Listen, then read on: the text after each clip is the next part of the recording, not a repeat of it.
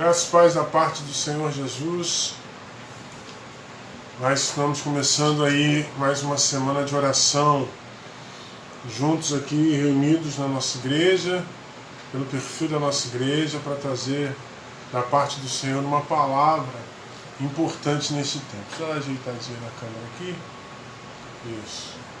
Vai ficar no meio. Exato. E glória a Deus de você estar aqui conosco, participando dessa live que acontecerá hoje, está acontecendo, né? Amanhã, quarta-feira vai ser lá da igreja, no nosso culto. Aí quinta-feira aqui, sexta-feira aqui, para a gente fechar a semana. Agradecendo a Deus por esse mês de novembro e pedindo ao Senhor pelo mês de dezembro, que hora se inicia. Estamos muito felizes por tudo que Deus tem feito em nossa vida, em nossa igreja. Ontem nós fizemos a celebração lá no sítio, foi maravilhoso todo o tempo que passamos juntos. E hoje nós estamos aqui reunidos como igreja para louvar ao Senhor, para estarmos juntos sendo tratados pelo Senhor das nossas dificuldades, das nossas lutas. Então é sempre bom estar junto dos irmãos, sempre bom estar participando com os irmãos de todo esse momento, não é verdade? Então, que bom que você está aí, você já vai compartilhando essa live, compartilhando esse vídeo, os seus contatos, para que mais pessoas possam assistir essa ministração, essa live de oração. Importante também, eu não estou vendo os comentários, aqui não estou conseguindo ver, tanto que eu estou mexendo aqui eu não estou conseguindo ver, mas você pode deixar o seu comentário aí, que após o culto, após a live, a gente vai estar orando aqui por você, orando pelos pedidos e pelos agradecimentos que serão feitos aqui. Não sei o que aconteceu, como é que está acontecendo aí, não está aparecendo para mim, mas não tem problema, isso aí é secundário. O importante é você estar aqui participando dessa live junto conosco. O importante é você estar aqui louvando ao Senhor junto conosco. Agora está aparecendo aqui. É importante você estar aqui junto conosco, importante a tua presença e a tua oração. Você pode aí colocar aí os comentários, os pedidos de oração, os momentos de intercessão, que nós vamos estar fazendo isso ao final da nossa live. Como eu falei lá na igreja, nós vamos fazer essa semana com ensinos de Jesus, ensinos da parte de Jesus para os nossos dias, né? E hoje eu quero falar sobre uma vida de poder. O que a gente precisa ter, o que a gente precisa fazer para nós termos uma vida de poder diante do Senhor. É fácil? É claro que não, mas você tem caminhos, você tem uma direção da parte de Deus para você ter uma vida de poder. Então eu quero pensar nisso nesta noite. Mas antes eu quero orar com você, eu quero orar pela tua vida, eu quero interceder por você, orar, agradecer a Deus por esse momento, por o momento que nós estamos passando juntos e o momento até onde Ele vai nos conduzir. Amém? Querido Deus, Pai, nosso Senhor e Salvador Jesus Cristo, muito obrigado, Senhor, por mais um dia que o Senhor nos acrescenta. Muito obrigado pela tua presença conosco. Obrigado, ó Pai, por essa semana de oração que se inicia. Ó Pai, em nome de Jesus, eu te peço, ó Pai, que esse estudo, que essa palavra, ó Deus, chegue a muitos corações, que chegue a muitas vidas. Ó Deus, que o teu nome seja glorificado, ó Deus, em cada vida, em cada pessoa, através da explanação da tua palavra. Pai, nós entregamos esse momento nas tuas mãos. Que a tua igreja receba, ó Pai, essa palavra, nós recebamos essa palavra de maneira poderosa para este tempo. Nos dá unção, nos dá graça, nos enche de misericórdia, para que possamos transmitir da melhor maneira possível a tua palavra. Obrigado, Deus, por essa oportunidade de estarmos juntos, mesmo que virtualmente, mas, ó Deus, conectados através da internet e conectados com o coração em Ti. É a nossa oração, é o nosso clamor e o fazemos no nome de Jesus. Amém e amém. Amém, queridos? Como ter uma vida de poder? Como ter uma vida de poder? Abra a sua Bíblia aí, no Evangelho de Jesus, segundo escreveu Mateus, no capítulo 10, a partir do verso 5. Evangelho de Jesus, segundo escreveu Mateus, capítulo 10, do verso 5 até o verso 15. Mateus 10, 5 a 15. É o texto que nós vamos estar estudando, lendo e mergulhando nesta noite.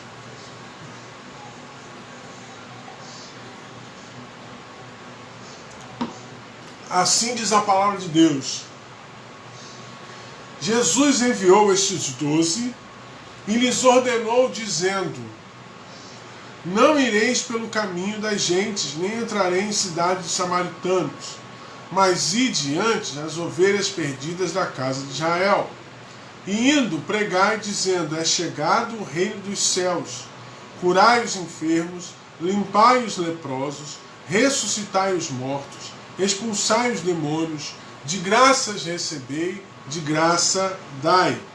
Não possuais ouro, nem prata, nem cobre em vossos cintos, nem alforjes para o caminho, nem 2 túnicas, nem sandálias, nem bordão, porque digno é o operário do seu alimento. E em qualquer cidade ou aldeia que entrardes, procurai saber quem nela seja digno, e hospedai-vos até que vos retireis. E quando entrares em alguma casa, saudai-a.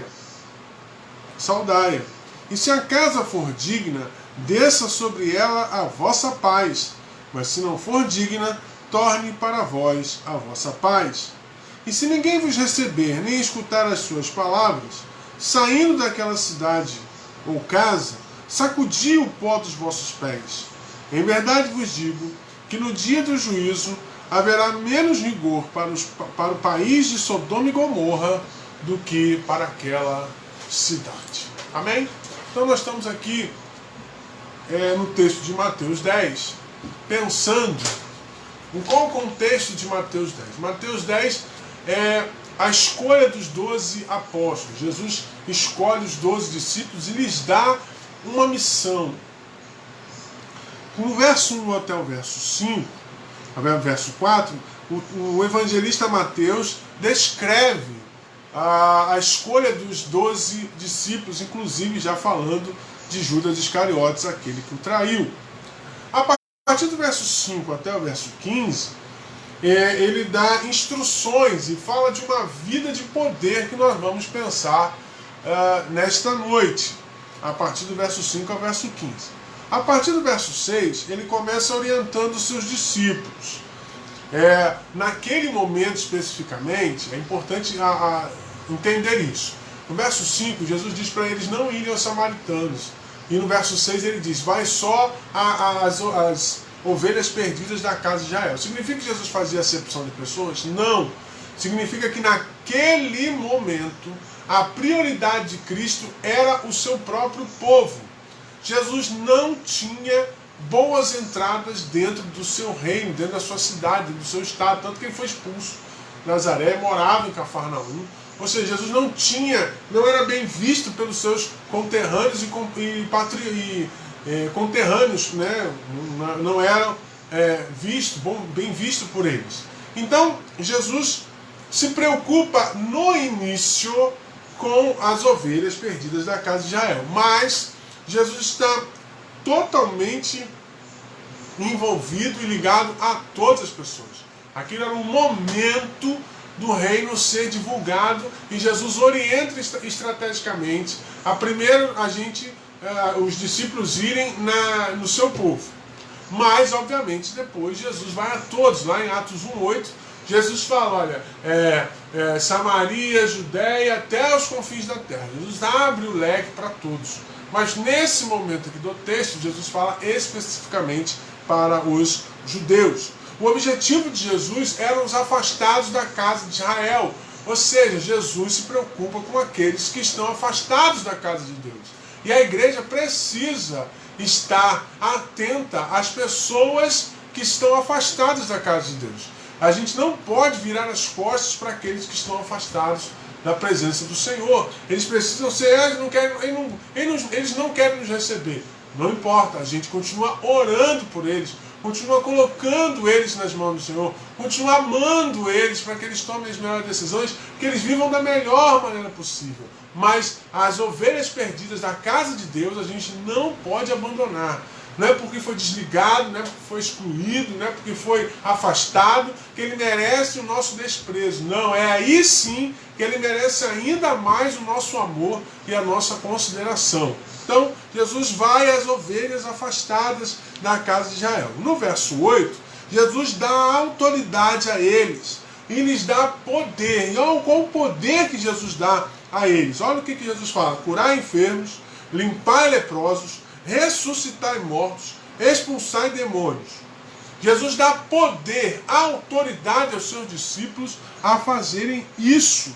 Isso é muito importante porque nós também, como seus discípulos hoje, também temos poder. Há pessoas com dom de cura, há pessoas com dons de oração e de libertação, há pessoas que têm dons espirituais que podem abençoar, que podem curar enfermos, que podem limpar leprosos, pode expulsar demônios, ressuscitar mortos. Se assim for a vontade de Deus, eu entendo que ressuscitar mortos está mais voltado, apesar de alguns relatos, está mais voltado para Deus, porque Deus sabe o início e o fim da nossa vida, mas os outros dons, Ele dá oportunidades de nós, como seus discípulos, realizarmos. Então, uma vida de poder tem isso, tem você cheio do Espírito Santo e cheio de dons para abençoar pessoas nesse tempo. No verso 9 ele fala para a gente não se preocupar com dinheiro, não se preocupar com absolutamente nada, que no verso 10 ele complementa que Deus proveria, Deus daria o sustento através daqueles que recebessem a palavra. Então a gente tem poder e a gente não precisa se preocupar com dinheiro, porque Deus ia prover através das pessoas o sustento. Se você olhar a Bíblia, agora eu não me lembro o texto, mas é um texto dos evangélicos que diz que as mulheres dos políticos, das grandes autoridades da época de Jesus, elas eram alcançadas pelo Espírito Santo e elas financiavam o ministério de Jesus. Então, Deus sempre proveu a todos o seu ministério. Então, se você tem um ministério, Deus tem colocado nas tuas mãos um ministério, você pode ficar tranquilo, seja ele integral ou parcial, Deus vai prover você em tudo. Deus jamais deixará faltar alguma coisa para a tua vida. Aí damos um pulo, verso 11, aí ele fala sobre a hospedagem, saudai as pessoas no verso 12. Aí no verso 13, ele fala de paz. Você chega e dá a paz para as pessoas. As pessoas, se elas receberem a paz, amém. Se elas não receberem a paz, volta para você. Não tem dificuldade, não fiquem preocupados com a reação negativa das pessoas. Quem vai viver sem paz são elas, não você. É isso que Jesus está querendo dizer. Quando você chega num lugar e declara a paz de Cristo, e a pessoa continua aí, não recebe, significa que ela continuará sendo uma pessoa em conflitos. E a paz que você ofereceu, ela continua com você. A paz de Cristo permanece em sua vida. E no verso 15, ele fala, olha, se não vou receber, se não escutar vossas palavras, verso 14, vocês sacudirão o pó dos seus pés. Isso é muito sério, moço. Quando o judeu sacudia o pó dos pés, quando ele saía de algum lugar, significava profundo desprezo. É tipo assim, olha, vocês são tão cruéis, vocês são tão maus, esse ambiente aqui é tão pesado, isso aqui é tão nocivo, isso aqui é tão pernicioso, que eu não quero levar nem a poeira dessa casa, eu não quero levar a poeira desse lugar, eu vou sacudir os meus pés porque eu não quero levar absolutamente nada daqui. Então, Jesus dá essa orientação aos seus discípulos. Aí chega no verso 15, ele faz uma profecia, em verdade vos digo que no dia do juízo haverá menos rigor para Sodoma e Gomorra do que para essas casas que rejeitaram, que não quiseram escutar a palavra dos discípulos de Jesus. E aí, dentro dessa introdução, vem a questão, vem a pergunta.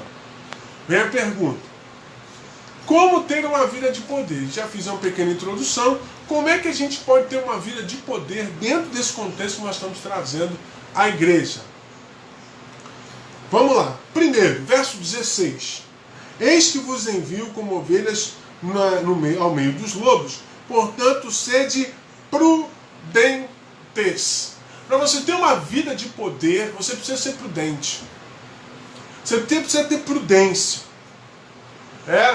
O apóstolo Paulo, quando tratou com a igreja da Galácia, lá em Gálatas capítulo 3, Paulo chega a dizer: vocês são insensatos. Será que o sacrifício de Jesus não valeu absolutamente nada? Que vocês já estão se deixando seduzir por ventos de doutrina? Prudência é equilíbrio, é estabilidade emocional.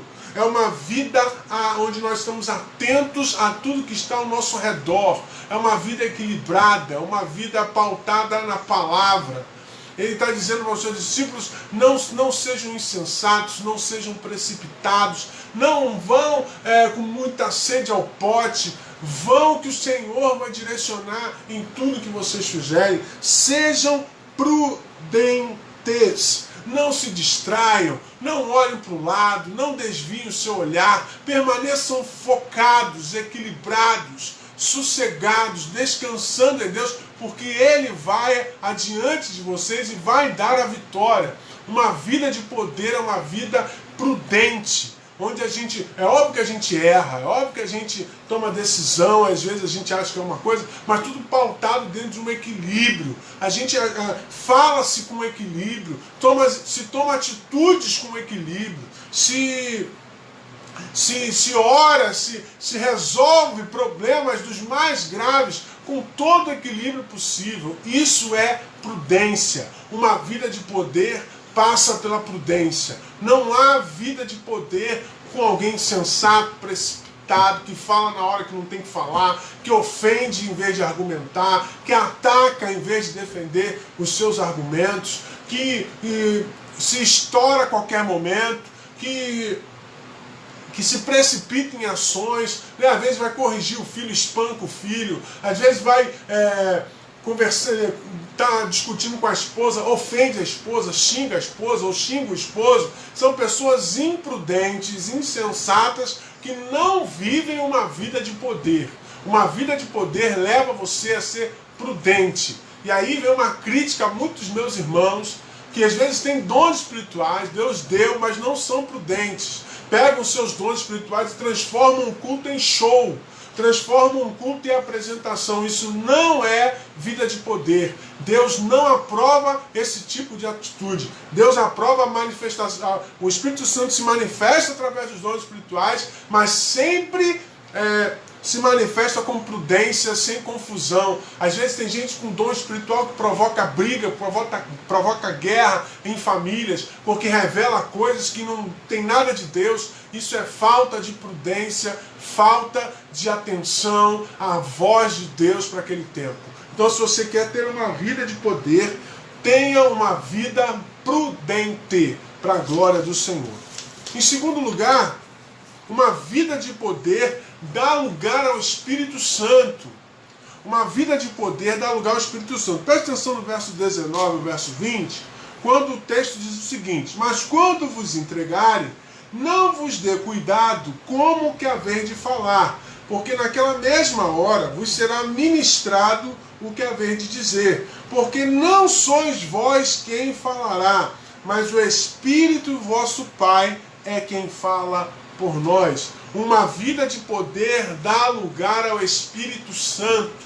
O Espírito Santo tem voz, o Espírito Santo tem vez, o Espírito Santo tem lugar. Nossos irmãozinhos pentecostais costumam dizer, quando alguém vai pregar, fala assim: dá lugar, é isso, tem que dar lugar ao Espírito Santo, tem que dar lugar à manifestação do Espírito Santo em sua vida. Você precisa se permitir, se conectar com o Espírito Santo, para que ele possa falar por você, para que as palavras que venham através de você, as atitudes que venham através de você, sejam dele e não suas. Porque quando é dele, traz impacto para a vida das pessoas. Quando é nossa, não acontece nada. Mas quando é dele, traz impacto. Vai na ferida, vai na cura. Então, para eu viver isso, para que minha vida seja de poder nesse patamar, eu preciso me conectar com ele. Porque ele me dá as palavras certas, no momento certo e da maneira certa.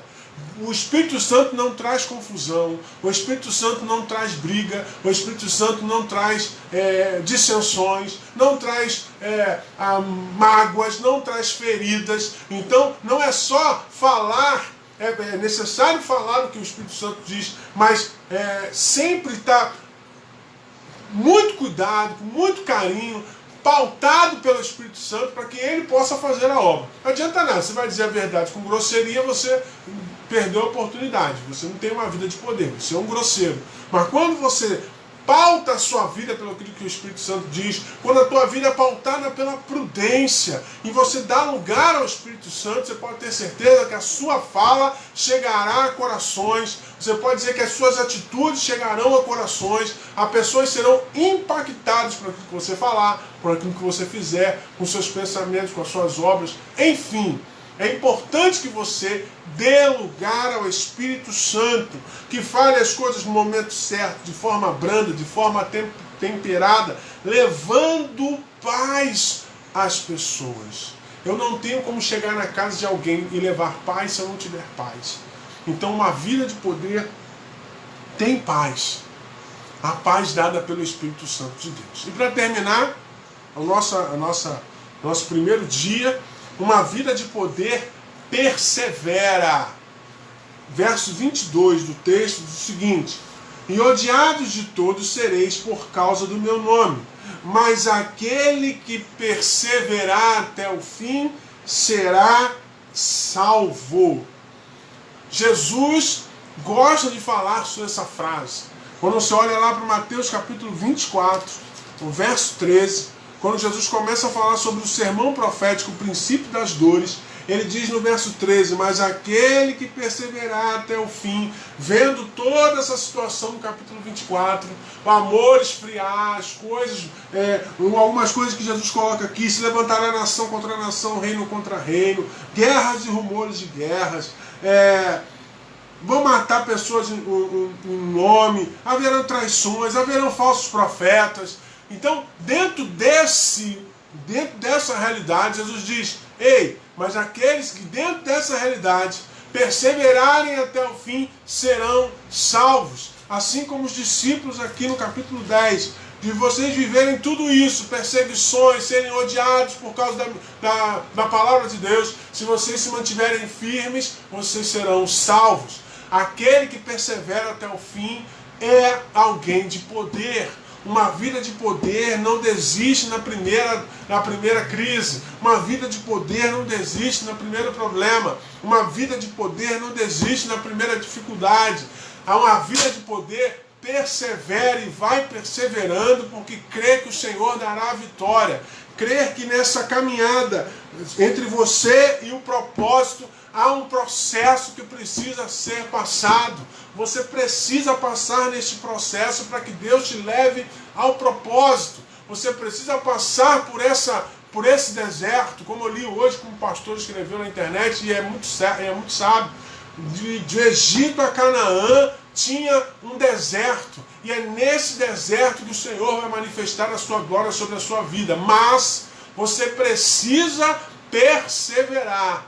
Por que boa parte do povo, ou a grande maioria do povo de Israel que saiu do Egito, não entrou na terra prometida? Porque eles desistiram, eles não perseveraram, eles olharam a terra, receberam 2 diagnósticos. Que a terra era realmente aquilo que Deus prometeu, mas que tinha gigante, tinha problema, não dava para entrar. 2 homens, Josué e Caleb, falaram assim, não gente, Deus nos deu, vamos perseverar, o Senhor está conosco. Os outros preferiram seguir os 10. Resultado, toda aquela geração ficou pelo caminho, só Josué e Caleb entraram, com todos aqueles que tinham de 20 anos para baixo naquela época. Então, aqueles que não entraram, mesmo saindo do Egito, que não entraram porque não perseveraram, não botaram o pé firme, não ficaram firmes em Deus. Quem não fica firme em Deus não leva uma vida de poder. Quem desiste a cada briga, que desiste a cada esfriamento, que desiste a cada tribulação, que desiste a cada problema, não é uma vida de poder.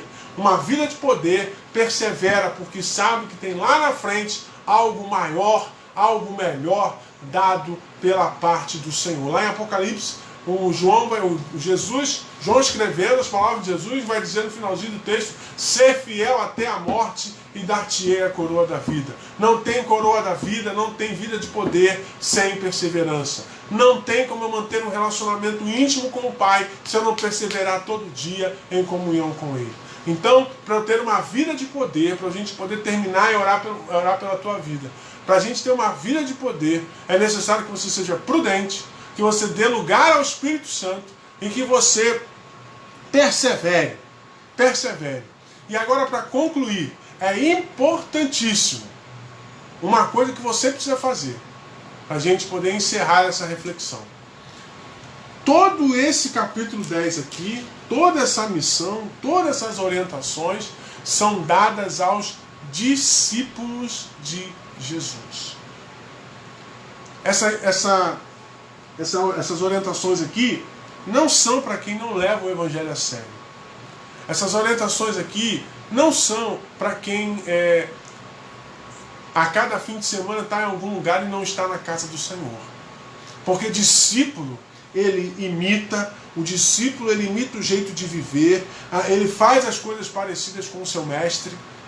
Então, eu preciso renunciar à minha vontade, renunciar à minha vida por amor a Cristo Jesus. Esse é o discípulo que segue a Jesus, que tenta imitar Jesus, e aí, nessa tentativa de imitar a Cristo, ele vive uma vida de poder. Amigos do Evangelho não vivem uma vida de poder. Uma relação sem compromisso com o Pai não vive uma vida de poder. Só vive uma vida de poder quando eu sou discípulo de Jesus. Amém? Então eu quero deixar essa palavra para você nesta noite. Para você viver uma vida de poder. Seja prudente. Dê lugar ao Espírito Santo de Deus em tudo que você fizer. E persevere. Persevere. Porque todo aquele que perseverar será salvo. Amém? Quero orar com você. Eu quero colocar o pedido, colocar a tua vida no altar do Senhor. E depois a gente vai encerrar. E eu já te convido para amanhã, nesse mesmo horário, 19h30, estarmos reunidos no nosso segundo dia de semana de oração. Vai ser bênção, tenho certeza disso. Deus tem uma palavra no teu coração neste tempo. E aí você pode compartilhar esse vídeo vai ficar gravado, você compartilha com quem você quiser, coloca nos seus contatos, coloca nos seus grupos. Olha, minha igreja está fazendo uma semana de oração, meu pastor trouxe uma palavra bacana. Ouça aí, você escolhe alguém que precisa ouvir essa palavra e mande para essa pessoa, ou você mesmo, coloque aí um testemunho. Olha, eu ouvi essa palavra, foi para mim, eu estava precisando ouvir, e eu tenho certeza que amanhã Deus nos trará mais uma palavra poderosa para a gente poder estar refletindo aqui. Amém? Vamos orar e depois a gente vai dar os avisos finais e vamos encerrar nosso primeiro dia de semana de oração. Amém? Querido Deus, Pai, eu quero, Senhor, te agradecer por tudo que o Senhor nos falou nesta noite. Ó Pai, que vivamos uma vida de poder de verdade, que vivamos uma vida pautada pelo Espírito Santo, prudente, uma vida que persevera, que sempre está olhando para Cristo, que nunca desistiu de nos salvar, que nunca desistiu de nos amar. Pai, que sejamos também assim, perseverantes, apesar de todas as circunstâncias contrárias, possamos ser perseverantes, ó Deus, em Ti. Muito obrigado pelas vidas que assistiram, muito obrigado pelas pessoas que passaram, viram segundos, viram minutos, ouviram toda essa live, que elas sejam impactadas pelo Teu Espírito Santo. Os pedidos que porventura forem feitos, ó Pai, eu entrego em Tuas mãos, eu entrego essas vidas no Teu altar, crendo que elas sairão, ao desligar esse telefone, ao desligar essa live, ó Deus, elas já obterão resposta da Tua parte para os seus problemas, as suas aflições.